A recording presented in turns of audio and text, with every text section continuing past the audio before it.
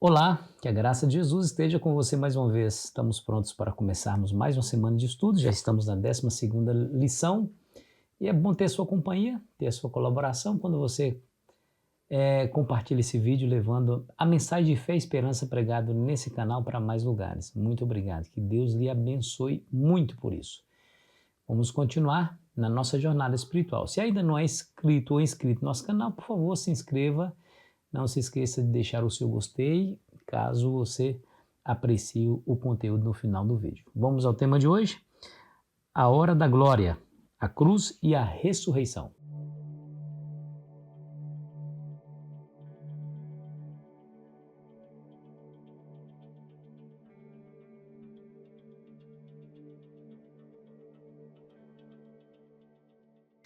O verso para memorizar traz a história de Pilatos interagindo com Jesus. Aquela interação foi muito importante para a história e para a narrativa bíblica. Jesus foi preso e foi acusado de sedição, de vários crimes puníveis, né, pela lei romana e pela lei judaica. Claro que essas acusações eram falsas e Pilatos teve a oportunidade de certificar de fato que aquelas acusações eram falsas. Uma delas é que Jesus se dizia rei, né? Aqui está o paralelo, né? Com a visão de Pilatos e a visão de Jesus, elas não se coadunam. Pilatos tinha a visão de um reino temporal, político, passageiro. Jesus não. Jesus tinha a ideia de um reino espiritual e eterno que nunca iria passar, né? Nunca seria destruído. O verso para memorizar nos diz assim, ó, capítulo 18, versículo 37. Então lhe disse Pilatos: logo tu és rei? E respondeu Jesus: tu dizes que eu sou rei, e para isso nasci e para isso vim ao mundo, a fim de dar testemunho da verdade. Todo aquele que é da verdade ouve a minha voz. Pilatos nunca ouviu alguém falar com tamanha convicção como Jesus. Olha, tu tá dizendo que eu sou rei, mas para isso eu nasci. Para isso eu nasci e para isso eu vim ao mundo, a fim de dar testemunho da verdade. Jesus é de fato o rei dos reis. Um dia o seu império, o seu reino, será estabelecido para sempre no reino dos homens. Esse reino que nós estamos vivendo aqui é um reino maculado pelo pecado, pela tristeza, pela morte, pela doença, pelo desânimo, pelo medo, pelo desespero. Mas um dia o Senhor Jesus vai dar fim a toda a ordem de coisas que nós conhecemos para inaugurar o seu reino da glória, o reino da glorificação, onde não haverá mais nada disso, onde as lágrimas secarão dos nossos olhos, onde estaremos para sempre vivendo com Ele, nunca mais morrer, nunca mais sofrer, nunca mais sentir dor, nunca mais chorar, nunca mais sentir medo. Essas coisas estão prometidas a nós. Um dia isso vai acontecer. Pilatos perguntou para ele: tu és rei, né? Tu és rei?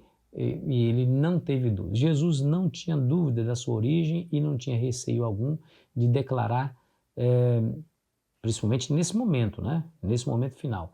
Ele não teve receio algum de declarar a verdade acerca de si mesmo. Eu sou o rei, para isso nasci e para isso vim ao mundo. Agora um detalhe aqui nesse texto é que Jesus diz que ele veio para dar testemunho da verdade, né? E Pilatos fez uma pergunta interessante, verso 38. Perguntou-lhe Pilatos: o que é verdade? Não é uma pergunta legal de se fazer? Não é uma pergunta para a qual nós precisamos resposta?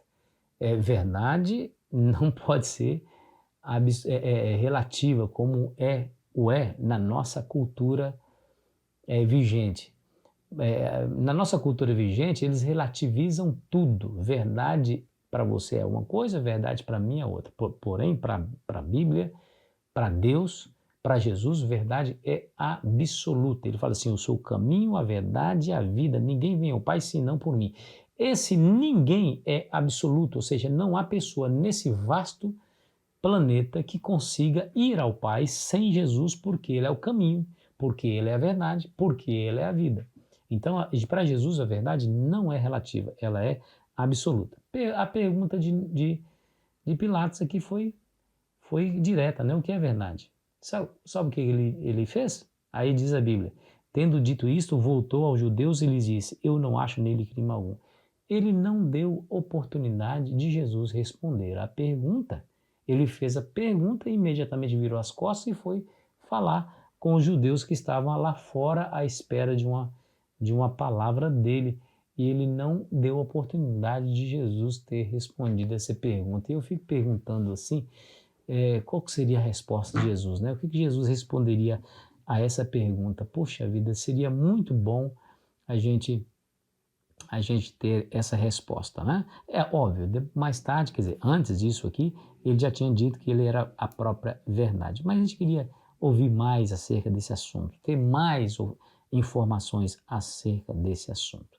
Deixa eu dizer uma coisa, a lição dessa semana vai se concentrar aí nas horas finais de Cristo. Do capítulo 1 de João até o capítulo 10, ele cobre pelo menos 3 anos e meio da vida de Cristo, e dos capítulos, do capítulo 11 a 20, cerca de 1 a 2 semanas, né? São os momentos e os dias finais de Cristo nessa terra. E aí nós vamos ver que João, ele retrata Jesus de uma maneira diferente dos demais evangelistas. Cada evangelista tinha um enfoque a dar sobre o ministério de Cristo. Por exemplo, Mateus enfatizava o cumprimento das Escrituras com relação à morte de Cristo. Marcos destacava o paralelo entre o batismo de Jesus e a cruz. Lucas se concentrou na cruz como fonte de cura e salvação. Ele foi o que relatou a conversão do ladrão, né? Do ladrão que estava à direita de Jesus, né? Agora, João, no entanto, ele fala da cruz como a glorificação de Cristo, né? A glorificação ligada ao conceito de hora mencionado no livro. Várias vezes nós vemos essa expressão sendo repetida, que não é chegada a hora. Por exemplo, João capítulo 7, verso 30, nos diz assim, então procuraram prendê-lo, mas ninguém lhe pôs a mão, porque ainda não era chegada a sua hora. Aí, se você for um pouquinho mais para frente, em João capítulo 8, verso 20, diz a mesma coisa, quer ver, ó? Proferiu ele essas palavras no lugar do gasofilácio, quando ensinava no templo, e ninguém o prendeu, porque não era ainda chegada a sua hora. A mesma informação nós encontramos no capítulo 12 e o versículo 27, que nos diz assim, agora está angustiada a minha alma, e que direi eu? Pai, salva-me desta hora?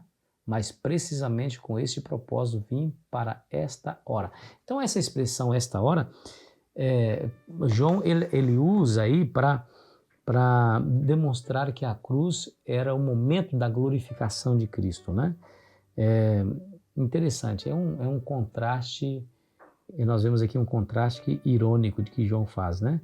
Jesus morre em desprezo, mas isso representa a sua entronização como Salvador, ou seja, o que parecia ser uma derrota, na verdade foi a completa vitória de Cristo, porque ali ele pôs fim ao reinado de morte e de treva de Satanás e abriu as portas do céu para todo aquele que nele crê.